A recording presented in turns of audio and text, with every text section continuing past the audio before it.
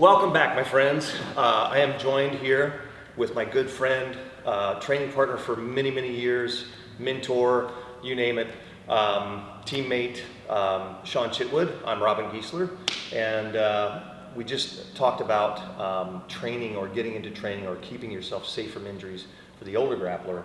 Now we want to discuss the newer or younger group. Yeah, absolutely. I think now, in this segment, I think it's important because we do have a lot of young kids coming up who are staying with us for a long time. I've got people who've been with me for 30 years, right? Yeah, I know you have crazy. too. And if they weren't with me consecutively, they were with me for a lot of years, went to college, had families, now they're back, right? Yeah. So to me, that's really continuation. I think the best advice, I laugh at myself all the time, Robin. I remember being that young guy and having that older grappler or coach, telling me something like, yeah, whatever, coach. Yeah, whatever. and now, here we sit, my friend. Here we sit. Yep. So what I would like to talk about in this segment and even ask you is, what would I, at 50 years old, tell 20-year-old Shawn Chitwood going into this journey? What would I tell myself to improve and reduce some of the injuries that I've incurred over the time? So I'll start by asking you that. What are some key things that you would change with your experience now, having started over? The key things I think that I would change in my journey personally, when I was younger, once I got to, I didn't have a choice when I first started. I was terrible when I first started. Most of the guys. We all were. But not really. I mean, a lot of guys were like, almost everybody I knew when I started that trained came from another martial art. Like you had already had many years of experience before you started Brazilian Jiu-jitsu. And you'd already been grappling for a long time.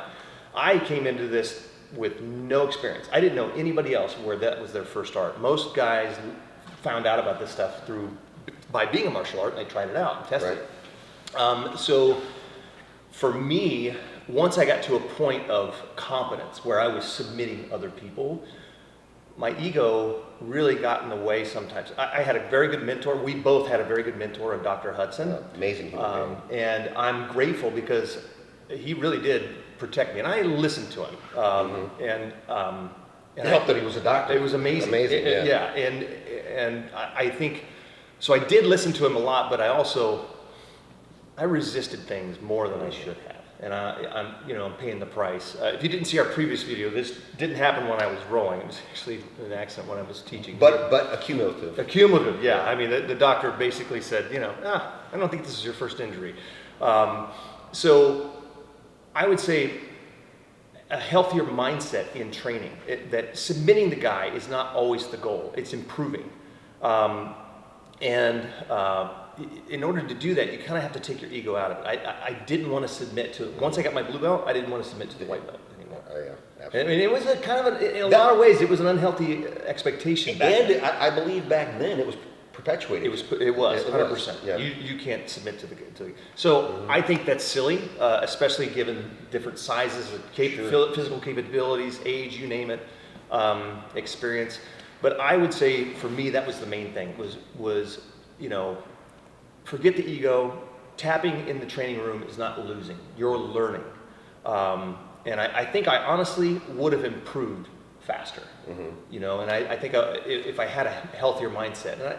And as a purple belt, I didn't want to do too many of the line drills and all the things that everybody else did. I wanted to just roll. I just wanted to come in and roll. So I would find those times where I'm like, okay, it's open mat. I'm just going to go in and spar. And I try to coach my guys now, like, no, that's great for you to put it all together. Right. You have I think we both as coaches have a percentage that we think is ideal for how you're training. I think at the beginning, focus more on your technique, less on the sparring part.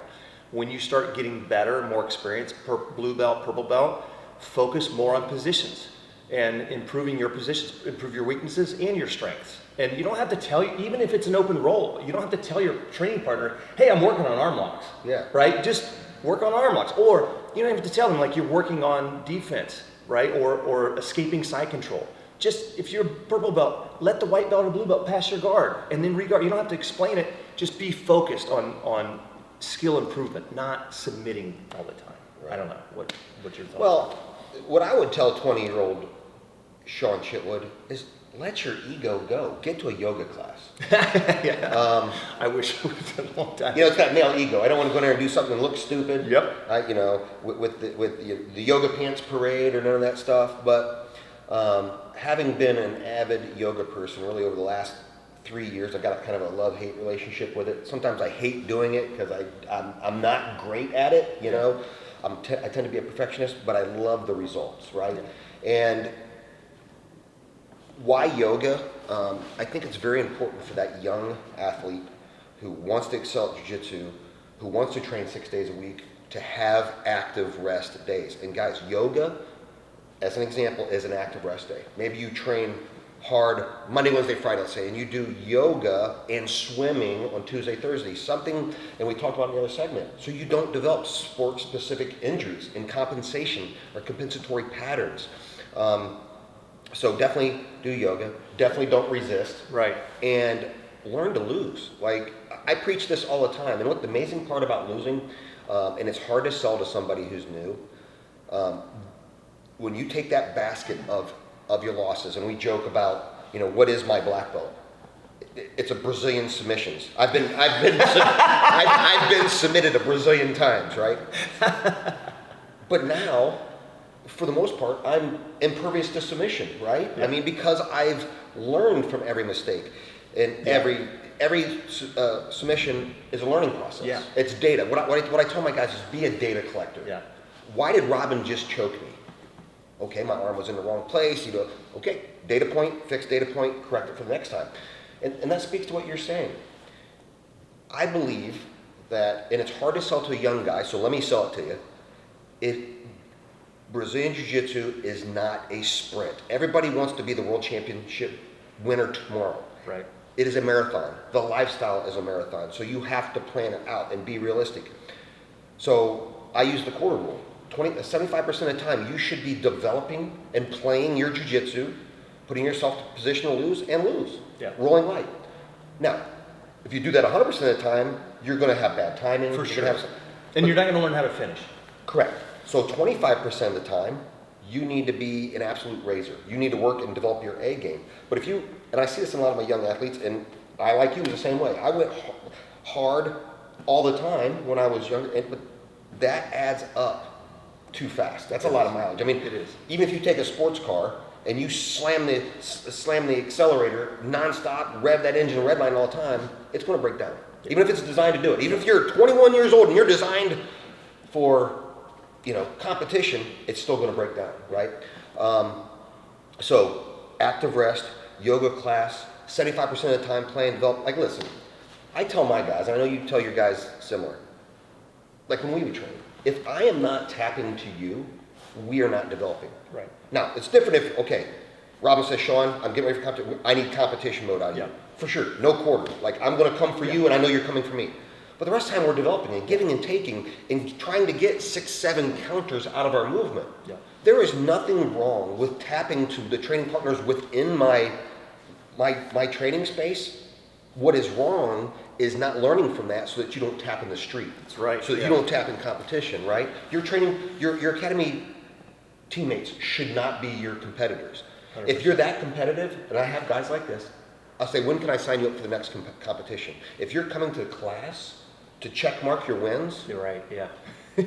I need to get you in a competition because that's wrong. Yeah, absolutely. Right? And you're not going to develop as fast as you could. You said it before about making the mistakes. You know, you're intentionally making mistakes. Like, I look at my black belt and I tell the students, like, look, this is a representation of thousands and thousands of corrected mistakes. Yep. Very few, like handfuls of, like, oh, I think I'm going to try this and see if it works. Boom, did. You try something, you fail at it. You try something, you fail at it until you get it right. And I think if you have that mindset and you don't look at your training partners as competitors, number one, you're going to be in a healthy environment to train with. You're going to have more training partners. People are going to be more likely to train with you. And, you know, when you have a big disparity, even when let's say you have a 120-pound female, you know, and you're, you know, a 200-pound male, and maybe you have a belt higher than this person, well, Can you still improve? Of course you can. Absolutely. You just have to, and they can too. You have to find a way of training with all of your training partners where you're developing skills. So you handicap yourself a little bit. You let them have a good position or submission. You let them, and then, oh, okay, I'm gonna try to escape, right? Yeah, and sometimes that's the escape. Yeah, absolutely. 100%. Yeah, and take care of your training partners, young people. It's not the World Championships on Percy's open mat, right? Take it easy, Right. and have control. And I think you'll go a lot farther. And the quicker you make those mistakes in the training room, the faster you're gonna correct them. The faster you look at the best guys in the world, and they have healthy training for the most part. They have healthy training mentalities. Absolutely. I mean, academy owners watching this, I think it's important that when you have those younger athletes who are, working on peak performance, that you never let them feast on our middle-aged normal students, right? That's not healthy.